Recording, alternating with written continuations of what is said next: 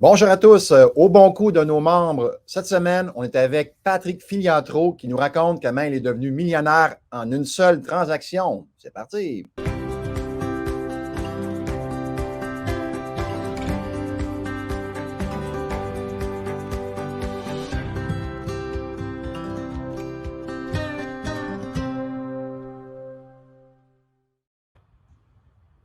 Bonjour à tous. Yvan Cournoyer, investisseur et président du club, avec vous pour ce podcast. On est en compagnie de Patrick Filiatro qui nous raconte comment il est devenu millionnaire en une seule transaction. Et Patrick est là gracieusement.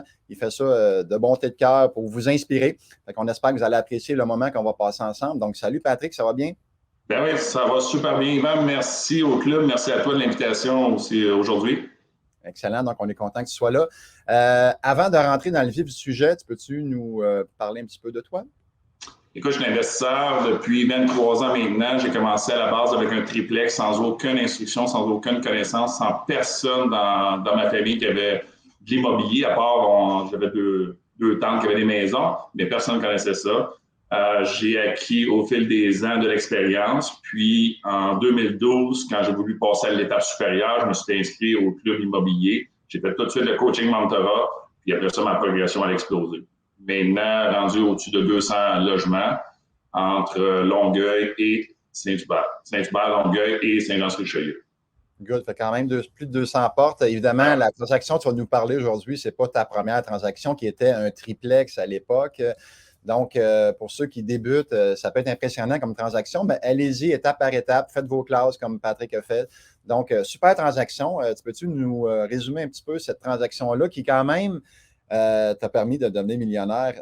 Quand on dit dans une seule transaction, évidemment, ce n'est pas la première, comme j'ai dit tantôt, fait que pensez pas faire un coup de circuit ou un grand HLM comme il a fait comme première transaction.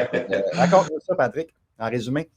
Pour faire des grosses transactions de même, ça prend bien sûr du mindset au quotidien. Il faut que tu manges ça tout le temps.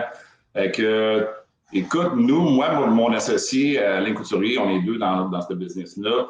On a acquis toutes nos portes, c'est tout avec des lettres de prospection. Fait qu'on a environ envoyé entre 4 et 5 000 lettres de prospection, dont ce 44 logements-là, qui est un 28, un 16, puis un terrain. C'est un ensemble immobilier.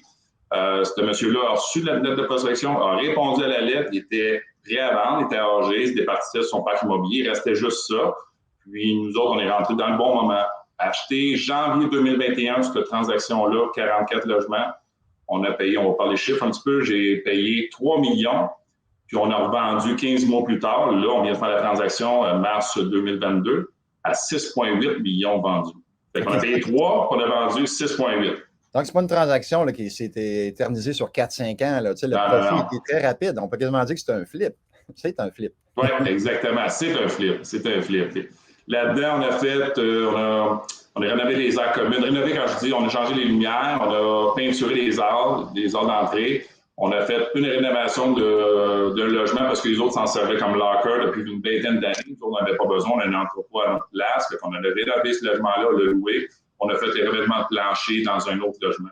Vraiment, l'optimisation, elle vient de, tu sais, un petit conseil, là, quand on achète un immeuble, c'est là qu'il faut que tu rentres en optimisation. Fait que, tu sais, la clientèle, là, souvent, sont nerveux de rencontrer de nouveaux propriétaires. Attendez pas d'être chum avec eux autres pour aller augmenter vos revenus. Il faut le faire dès le début.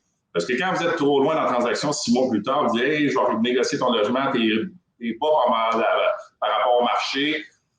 Ça va moins bien se passer. Fait que, tu sais, dans les premières semaines, c'est là qu'il faut que tu y ailles.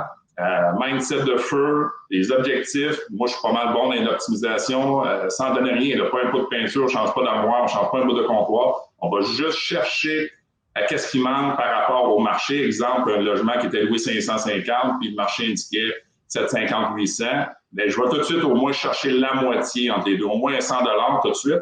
Puis après ça, je vais optimiser encore plus. Là, ça va être dans les revêtements de plancher, une belle salle de bain, mais on y va selon vraiment un menu là, qu'on établit. On dit, une salle de bain, ça coûte ça, c'est ça, plus, ça va coûter un revêtement, c'est ça va coûter ça plus. Mais l'optimisation, on a tout joué là-dessus en premier.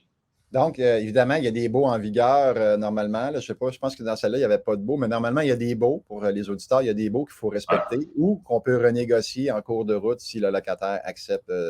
Exactement. Les deux parties sont de bonne foi. Fait que dans ce cas-là, je sais que le défi était que c'était sans baux. Il n'y avait pas de baux, 44 de locataires, aucun baux. Le monsieur l'a fait construire. C'était vraiment des beaux immeubles, tout de béton, plancher de béton, stock de métal.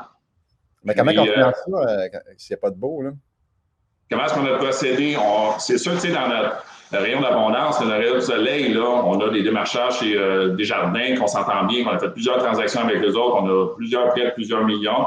Fait que quand on arrive dans une transaction comme ça, c'est pas notre première. Ils savent très bien qu'on est des investisseurs expérimentés. Fait que oui, on a passé l'étape des baux. Ils ont dit, on va te financer, c'est conditionnel à ce que tu amènes les baux éventuellement. Mais qu'est-ce qu'on a fait d'entrée de jeu? C'est qu'on est allé rencontrer chaque locataire. On a fait une liste, un checklist. C'est quoi le nom? Vous habitez ici depuis combien de temps? Vous payez combien? On les a fait signer. C'est une feuille assez simple. Là, on a amené 44 feuilles chez Desjardins et dit voici le rent roll parce qu'on n'avait pas. On n'a pas de baux. Puis on s'est servi de ça puis ils nous ont financé. Ils ont accepté tout ça. L'importance d'avoir une bonne relation avec ses créanciers. Donc, un autre bel exemple de ça. Donc, là, juste pour être sûr que je comprends bien les chiffres, 3 millions le prix d'achat, il y a une notaire d'inspection, taxe de bienvenue, ça revient peut-être à grosso modo à 3 millions 50 000. Vous mettez des travaux, on n'a pas su le montant, mais ça quoi, 200-300 000 de travaux pour optimiser ça? Non, les taxes de bienvenue à l'entour de 80 000. Puis les travaux, on a mis, je te dirais, grosso modo, 30 000, pas plus. Oh, pas plus que ça. Pas plus. Les immeubles étaient vraiment déjà très, très propres, très bien gérés. Fait que pas plus que 30 000, non. Donc, on est rendu à 3 100 000. Là, vous revendez ça 6,8 millions. Il y a des frais de vente. J'imagine qu'il y avait une commission de courtier là-dedans. Commission de courtier, 300 000. OK. Fait que si on fait la différentielle de 6,8 millions moins 300 000 de commission, 6,5 millions moins 3 millions 100 à l'achat. Donc, on est aux alentours de 3 millions 3 à peu près, là, 3 millions 4 de profit. Wow. Bravo. Impressionnant. Évidemment, l'impôt n'est pas payé encore. Évidemment, l'impôt n'a pas passé encore, mais on va s'arranger pour minimiser aussi on tente de regarder avec le fiscaliste pour minimiser aussi l'impact fiscal à travers tout ça. Ouais. Ah, ouais, impressionnant, impressionnant. Donc, ça, on a trouvé cet immeuble-là en faisant des lettres de prospection, en envoyant 400 et tout ça. Donc, ça fonctionne, les lettres. Souvent, les gens, ils vont en envoyer 10, 20, 30, puis ils vont dire « Ah, ça ne marche pas, les lettres de prospection », mais je pense qu'il faut en envoyer un bon volume. Hein.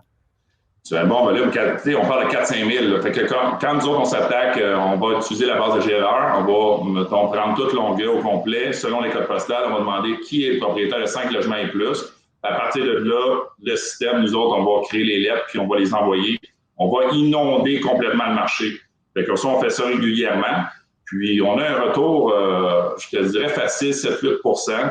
C'est sûr que c'est pas 100 %, mais tu as quand même un 7-8 % que oui, ils vont te rappeler, oui, on n'est pas prêt à vendre, mais je garde ta lettre, dans 6 mois, on se rappelle. Fait que l'importance aussi de faire des suivis. Dans notre lettre, on va indiquer notre courriel, puis on va aussi indiquer un incitatif à dire aux nouveaux vendeurs, écoutez, pour un suivi de notre côté, on aimerait ça un retour par courriel. Elle doit vendre là, dans 6 mois, dans 1 an, pour pas qu'on fasse un rappel à tous les 3 mois, puis que on vient agacer le nouveau propriétaire qu'on est à l'achat. Souvent, ça fonctionne. Fait que là, en retour de courriel, mais on a encore plus. Fait qu'on le rentre dans notre banque de données. Puis, on va faire les suivis par rapport à ce qui est écrit là-dedans, 6 mois, 1 an, 1 an et demi. Rappelle-moi dans 3 ans. Dans 3 ans, pas grave. Je vais le mettre en suivi. C'est souvent une erreur, justement, que les gens font. Ils vont faire de la prospection, mais le suivi, il n'y en a pas. Fait qu'ils vont dire, ça ne marche pas, mais c'est souvent une question de timing. Donc, bravo, bravo. OK, le temps file déjà, 9 minutes de passer. J'aimerais ça qu'on regarde peut-être dans d'autres aspects. Là, toi, tu dis ça te prend un mindset de feu, puis tu te motives, puis tu te gardes hot, mais y a-t-il quelque chose y a-t-il une lecture que tu pourrais peut-être suggérer aux gens qui t'a interpellé plus qu'une autre? Puis c'est sûr que, tu sais, dans les Québécois, ceux qui prospèrent le plus, on a Luc Poirier. Fait que moi, j'aime bien Luc. De temps en temps, on s'écrit aussi. C'est plus moi qui écris puis une réponse. Il y a une gentillesse de répondre. Mais puis ça, c'est un autre conseil. Tu sais, quand vous pensez que quelqu'un est tellement rendu haut qu'il n'est pas accessible, c'est pas ça, c'est pas vrai. Là. Tentez votre chance. Là. Envoyez un texto à Messenger. La personne, les investisseurs les plus grands, ils vont être là pour vous répondre à vos questions. Puis, je ne veux pas éterniser, mais quand à toutes les fois j'allais au club, Yvan, quand il y avait un gars, celui qui est en avant, qui donnait le conférencier. Okay. Fait que moi, je restais toujours à la fin. Puis quand tout le monde était parti, moi, j'allais inviter ce conférencier-là à dîner ou à souper un autre jour.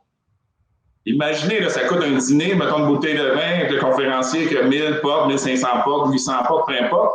Ça coûte 100 piastres. 100 piastres, là, ça vaut n'importe quelle instruction, n'importe quelle information tu vas aller en chercher beaucoup pendant ce dîner-là, pendant ce souper-là. Là. Fait que j'ai toujours fait ça, tout à fait. C'est intelligent, bravo. Ouais. Bravo. Fait que son livre, Voir grand, moi, j'ai lu à plusieurs reprises. Puis, tu sais, quand j'ai commencé avec mon triplex. Maintenant, je vois beaucoup plus grand.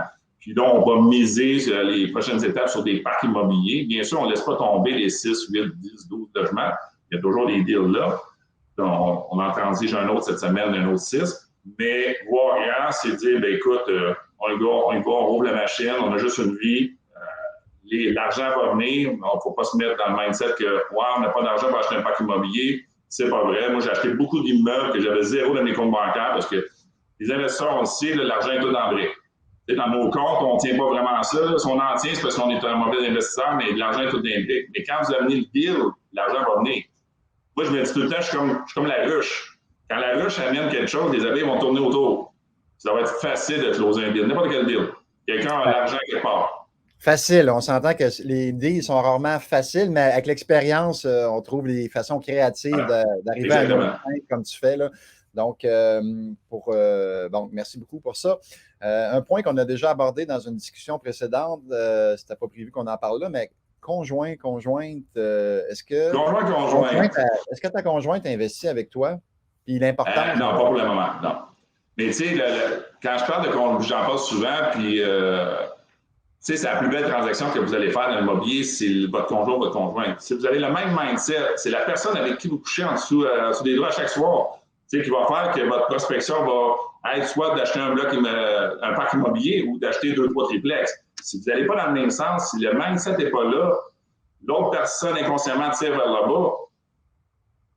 Si votre progression est vers les parcs immobiliers, commencez à regarder à la base qu'est-ce qui se passe, pourquoi vous n'arrivez pas plus haut. Moi, je toujours dis, c'est le choix du conjoint ou de la conjointe. Pas dans tous les cas, mais c'est comme ça. Comme Warren Buffett a dit, ma plus belle transaction à vie, mon plus beau actif, c'est ma conjointe. Donc, la conjointe, c'est ça. On commence par là. Excellent. Hey, ça a bien été. Donc, peut-être un petit conseil, Patrick, aux gens avant qu'on mette fin au podcast. Petit conseil là, que le monde ne prenne pas ils prennent trop genre, on veut tellement prospérer, on veut tellement devenir millionnaire rapidement. Prenez ce cours, prenez votre temps, il y a un chemin à faire. La trail, il va y avoir une trail avant d'arriver à se faire, avant d'arriver sur l'autoroute. Prenez soin de l'être humain derrière l'entrepreneur. Allez au gym, prenez-vous des coachs, faites attention à votre alimentation, dormez 7-8 heures comme il faut. Ça ne donne rien de mettre la machine au fond, puis de travailler 100 heures par semaine à trouver des deals, d'aller juste brosser de l'air. M'amener inconsciemment, c'est ça, vous n'arriverez à aucune prospection valable. Puis, moi, j'ai un tableau de rêve, je fais la méditation, je fais ma routine matinale. Fait que, c'est toujours dans le même but de toutes mes sphères de vie soient équilibrées, mais surtout que ma passion de l'immobilier soit de plus en plus grande. C'est très inspirant. En tout cas, tu es un beau modèle, Pat. Je ne savais pas tout ça de toi. J'en découvre durant le podcast. Wow! Excellent. Donc, merci beaucoup, Patrick, de ton temps. C'est très généreux. Si vous avez apprécié le podcast, le petit moment qu'on a passé ensemble, on vous invite à nous suivre sur nos réseaux sociaux également et à partager toutes nos publications. Donc, merci beaucoup, Patrick, pour ton temps. Très apprécié. On espère que ça va inspirer certaines personnes là, qui ont besoin soit de débuter ou peut-être d'aller à un autre niveau. Donc, merci. On se revoit bientôt. Merci. Salut.